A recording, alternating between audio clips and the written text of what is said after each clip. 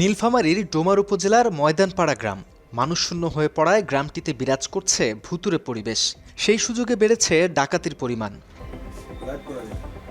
হত্যা মামলার আসামি হওয়ার ভয়ে প্রায় পুরো গ্রামের মানুষ 1 মাস ধরে সপরিবারে পলাতক। এই অবস্থায় একটি সংঘবদ্ধ চক্র ফাঁকা বাড়িতে লুটপাট চালাচ্ছে। লুটপাট হওয়ার পর এখনও এলোমেলোভাবে পড়ে আছে গ্রামের অধিকাংশ বাড়িঘরের জিনিসপত্র। অভিযোগ উঠেছে, স্থানীয় পুলিশ এমন এলোমেলো পরিস্থিতিকে বলছে প্রাকৃতিক ঝড়ের প্রভাব, যদিও লুটপাটের বিষয়টিও অস্বীকার করেনি তারা।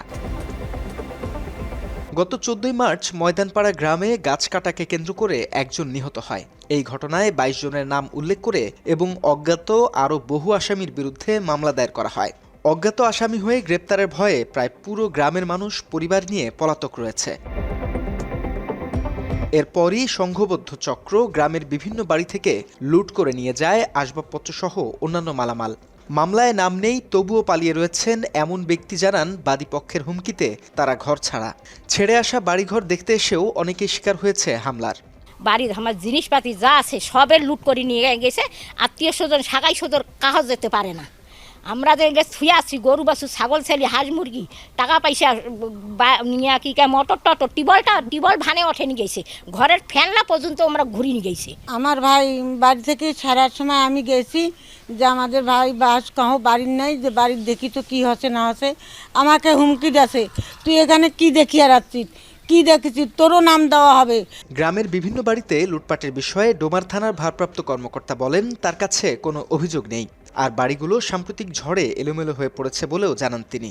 তবে পরে আবার স্বীকার করেন ওই গ্রামে লুটপাটের ঘটনাও ঘটেছে। আমাদের কোনো মালামাল লুট কিংবা এই জাতীয় কোনো অভিযোগ আমাদের কাছে আসেনি। আমরা প্রতিনিয়ত যে ঘরগুলো আছে, বাসাগুলো আছে, আমরা প্রতিনিয়ত টহল দিচ্ছি, দিনে রাত্রে আমরা টহল দিচ্ছি এবং কিছু কিছু বাসায় আমাদের পক্ষ থেকে আমরা তালাও লাগিয়ে রেখেছি। আমরা চেষ্টা করতেছি।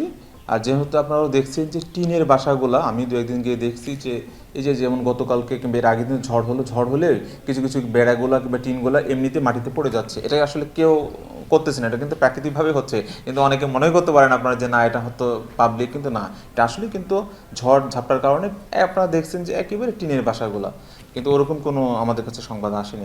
লুট হইলো, ক্ষতিগ্রস্ত হইলো, এটাতে একটা ইনসিডেন্ট, একটা ঘটনা ঘটে গেছে। এটা এখন দায়ভার এখন আপনি কাকে চাপায় দিবেন?